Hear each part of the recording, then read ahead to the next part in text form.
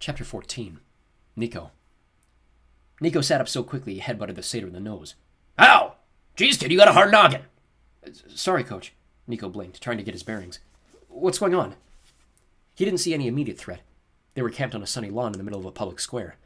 Beds of orange marigolds bloomed all around them. Raina was sleeping curled up with her 2 metal dogs at her feet. A stone's throw away, little kids played tag around a white marble fountain. At a nearby sidewalk cafe, half a dozen people sipped coffee in the shade of patio umbrellas. A few delivery vans were parked along the edges of the square, but there was no traffic. Only the pedestrians were a few families, probably locals enjoying a warm afternoon. The square itself was a cobblestone pavement, edged with white stucco buildings and lemon trees. In the center stood the well-preserved shell of a Roman temple. Its square base stretched maybe 50 feet wide and 10 feet tall, with an intact facade of Corinthian columns rising another 25 feet. And at the top of the colonnade, Nico's mouth went dry. Oh, sticks. The Athena Parthenos lay sideways along the tops of the columns, like a nightclub singer sprawled across a piano.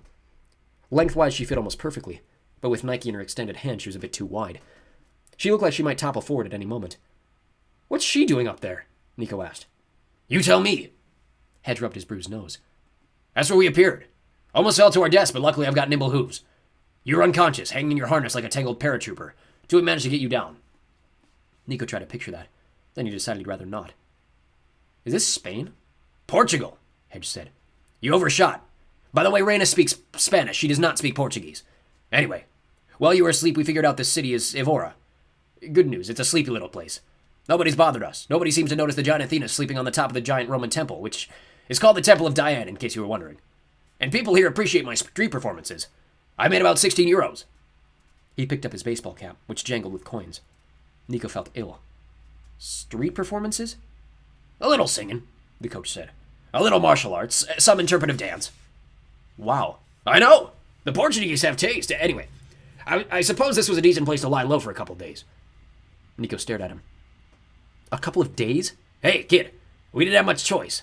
In case you haven't noticed, you've been working yourself to death with all that shadow jumping. We tried to wake you up last night. No dice. So I've been asleep for about 36 hours. You needed it. Nico was glad he was sitting down. Otherwise he would have fallen down. He could have sworn he'd only slept a few minutes, but as his drowsiness faded, he realized he felt more clear-headed and rested than he had in weeks. Maybe since before he went looking for the doors of death. His stomach growled. Coach Hedge raised his eyebrows. You must be hungry, said the satyr. Either that or your stomach speaks hedgehog. That was quite a statement in hedgehog. Food would be good, Nico said. But first, what's the bad news? I mean, aside from the statue being sideways. You said we had trouble. Oh, right. The coach pointed to a gated archway at the corner of the square. Standing in the shadows was a glowing, vaguely human figure outlined in gray flames. The spirit's features were indistinct, but it seemed to be beckoning to Nico. Burning Man showed up a few minutes ago, said Coach Hedge. He doesn't get any closer. When I tried to go over there, he disappeared. I'm not sure if he's a threat, but he seems to be asking for you. Nico assumed it was a trap. Most things were. But Coach Hedge promised he could guard Reina for a little longer, and on the off chance the spirit had something useful to say, Nico decided it was worth the risk. He unsheathed the Stygian iron blade and approached the archway. Normally ghosts didn't scare him, assuming, of course, Gaia hadn't encased them in shells of stone and turned them into killing machines. That had been a new one for him. After his experience with Minos, Nico realized that most specters had only as much power as you allowed them to have. They pried into your mind, using fear or anger or longing to influence you. Nico had learned to shield himself. Sometimes he could even turn the tables and bend ghosts to his will. As he approached the fiery gray apparition, he was fairly sure it was a garden variety wraith, a lost soul who had died in pain. Shouldn't be a problem. Still, Nico took nothing for granted. He remembered Croatia all too well. He'd gone into that situation smug and confident, only to have his feet swept out from under him. Literally and emotionally. First Jason Grace had grabbed him and flown him over a wall. Then the god Favonius had dissolved him into a wind, and as for that arrogant thug Cupid... Nico clenched his sword. Sharing his secret crush hadn't been the worst of it. Eventually he might have done that, in his own time, in his own way, but being forced to talk about Percy. Being bullied and harassed and strong-armed simply for Cupid's amusement. Tendrils of darkness were now spreading out from his feet, killing all the weeds between the cobblestones. Nico tried to rein in his anger. When he reached the ghost, he saw it wore a monk's habit. Sandals, woolen robes, and a wooden cross around his neck. Gray flames swirled around him, burning his sleeves, blistering his face and turning his eyebrows to ashes. He seemed to be stuck in the moment of his immolation, like a black and white video in a permanent loop. You were burned alive, Nico sensed. Probably in the Middle Ages. The ghost's face distorted in a silent scream of agony, but his eyes looked bored, even a little annoyed, as if the scream was just an automatic reflex he couldn't control. What do you want of me? Nico asked. The ghost gestured for Nico to follow. It turned and walked through the open gateway. Nico glanced back at Coach Hedge. The satyr just made a shooing gesture like, "Go! Do your underworld thing!" Nico trailed the ghost through the streets of Evora. They zigzagged through the narrow cobblestone walkways, past courtyards with potted hibiscus trees and white stucco buildings with butterscotch trim and wrought iron balconies. No one noticed the ghost, but the locals looked askance at Nico. A young girl with a fox terrier crossed the street to avoid him. Her dog growled, the hair on its back standing up straight like a dorsal fin. The ghost led Nico to another public square, anchored at one end by a large square church with whitewashed walls and limestone arches. The ghost passed through the portico and disappeared inside. Nico hesitated. He had nothing against churches, but this one radiated death. Inside would be tombs, or perhaps something less pleasant. He ducked through the doorway. His eyes were drawn to a side chapel lit from within by eerie golden light. Carved over the doorway was a Portuguese inscription. Nico didn't speak the language, but he remembered his childhood Italian well enough to glean the general meaning. "We, the bones that are here, await you." "Cheery," he muttered. He entered the chapel. At the far end stood an altar where the fiery wraith knelt in prayer, but Nico was more interested in the room itself. The walls were constructed of bones and skulls, thousands upon thousands cemented together. Columns of bones held up a vaulted ceiling decorated with images of death. On one wall, like coats on a coat rack, hung the desiccated skeletal remains of two people, an adult and a small child. "A beautiful room, isn't it?" Nico turned. A year ago, he would have jumped out of his skin if his father suddenly appeared next to him. Now Nico was able to control his heart rate, along with his desire to knee his father in the groin and run away. Like the wraith, Hades was dressed in the habit of a Franciscan monk, which Nico found vaguely disturbing. His black robes were tied at the waist with a simple white cord. His cowl was pushed back, revealing dark hair shorn close to the scalp and eyes that glittered like frozen tar. The god's expression was calm and content, as if he'd just come home from a lovely evening strolling through the fields of punishment, enjoying the screams of the damned. "Getting some redecorating ideas?" Nico asked. "Maybe you could do your dining room in medieval monk skulls." Hades arched an eyebrow. "I can never tell when you're joking." "Why are you here, Father? How are you here?" Hades traced his fingers along the nearest column, leaving bleached white marks on the old bones. "You're a hard mortal to find, my son. For several days I've been searching. When the scepter of Diocletian exploded, well, that got my attention." Nico felt a flush of shame. Then he felt angry for feeling ashamed. "Breaking the scepter wasn't my fault. We were about to be overrun." "Oh, the scepter isn't important. A relic that old, I'm surprised you got 2 uses out of it. The explosion simply gave me some clarity. It allowed me to pinpoint your location. I was hoping to speak to you in Pompeii, but it's so, well, Roman. This chapel was the first place where my presence was strong enough that I could appear to you as myself. By that, I mean Hades. God of the dead, not split with that, other manifestation."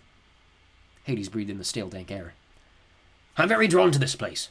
The remains of 5,000 monks we used to build the Chapel of Bones. It serves as a reminder that life is short and death is eternal. I feel focused here. Even so, I only have a few moments." Story of our relationship, Nico thought. You only have a few moments. "So tell me, Father, what do you want?" Hades clasped his hands together in the sleeves of his robe. "Can you entertain the notion that I might be here to help you, not simply because I want something?" Nico almost laughed, but his chest felt too hollow. "I can entertain the notion that you might be here for multiple reasons." The god frowned. "I suppose that's fair enough. You seek information about Gaia's hunter. His name is Orion." Nico hesitated. He wasn't used to getting a direct answer without games or riddles or quests. "Orion? Like the constellation, wasn't he a friend of Artemis's?" "He was," Hades said. "A giant, born to oppose the twins, Apollo and Artemis, much like Artemis. Much like her, Orion rejected his destiny. He sought to live on his own terms. First he tried to live among mortals as a huntsman for the king of Chios. He, ran into some trouble with the king's daughter, I suppose. The king had Orion blinded and exiled." Nico thought back to what Rin had told him. "My friend dreamed of a hunter with glowing eyes. If Orion is blind..." "Oh, he was blind," Hades corrected. "Shortly after his exile, Orion met Hephaestus, who took pity on the giant and crafted him new mechanical eyes even better than the originals. Orion became friends with Artemis. He was the first male ever allowed to join her hunt, but things went wrong between them. How exactly, I don't know. Orion was slain, and now he's returned as a loyal son of Gaia, ready to do her bidding. He's driven by bitterness and anger. You can understand that." Nico wanted to yell like, "You know what I feel," but instead he asked, "How do we stop him?" "You can't," Hades said. "Your only hope is to outrun him, accomplish your quest before he reaches you. Apollo or Artemis might be able to slay him, arrows against arrows, but the twins are in no condition to aid you. Even now Orion has your scent. His hunting pack is almost upon you, and you won't have the luxury of more rest from here to Camp Half-Blood." A belt seemed to tighten around Nico's ribs. He left Coach Hedge on guard duty with Rin asleep. "I need to get back to my companions." Indeed, Hades said. But there is more. Your sister. Hades faltered. As always, the subject of Bianca lay between them like a loaded gun. Deadly easy to reach, impossible to ignore. I mean, your other sister, Hazel. She's discovered that one of the 7 will die. She may try to prevent this. In doing so, she might lose sight of her priorities. Nico didn't trust himself to speak. To his surprise, his thoughts didn't leap first to Percy. His primary concern was for Hazel, and then for Jason, and then for Percy and the others aboard the Argo too. They'd saved him in Rome. They'd welcomed him aboard their ship. Nico had never allowed himself the luxury of friends, but the crew of the Argo 2 was as close as he'd ever come. The idea of any of them dying made him feel empty, like he was back in the giant's bronze jar, alone in the dark, subsisting on only sour pomegranate seeds. Finally he asked, "Is Hazel all right?" "For the moment." "And the others? Who will die?" Hades shook his head. "Even if I was certain, I could not say.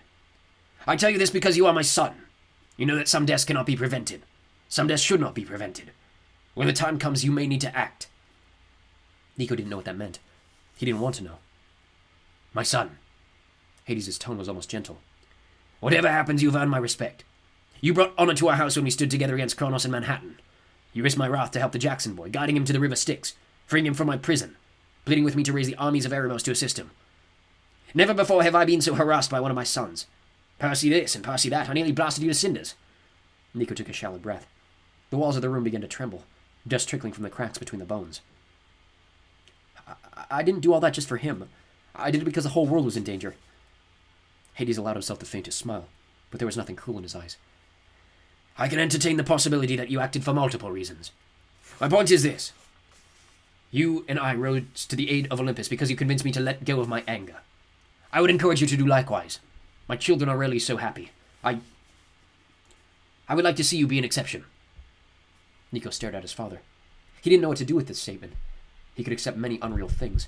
Hordes of ghosts, magical labyrinths, travel through shadows, chapels made of bones. But tender words from the Lord of the Underworld? No, that made no sense. Over at the altar, the fiery ghost rose. He approached, burning and screaming silently, his eyes conveying some urgent message. "Ah," Hades said. "This is Brother Paloan. He's one of hundreds who were burned alive in the square near the old Roman temple. The Inquisition had its headquarters there, you know. At any rate, he suggests you leave now. You've very little time before the wolves arrive." "Wolves? You mean Orion's pack?" Hades flicked his hand. The ghost of Brother Paloan disappeared. "My son, what you're attempting, shadow travel across the world carrying the statue of Athena. It may well destroy you." "Well, thanks for the encouragement." Hades placed his hands briefly on Nico's shoulders. Nico didn't like to be touched, but somehow this brief contact with his father felt reassuring, the same way the Chapel of Bones was reassuring. Like death, his father's presence was cold and often callous, but it was real, brutally honest, inexplicably dependable. Nico found a sort of freedom in knowing that eventually, no matter what happened, he would end up at the foot of his father's throne. "I will see you again," Hades promised. "I will prepare a room for you at the palace in case you do not survive.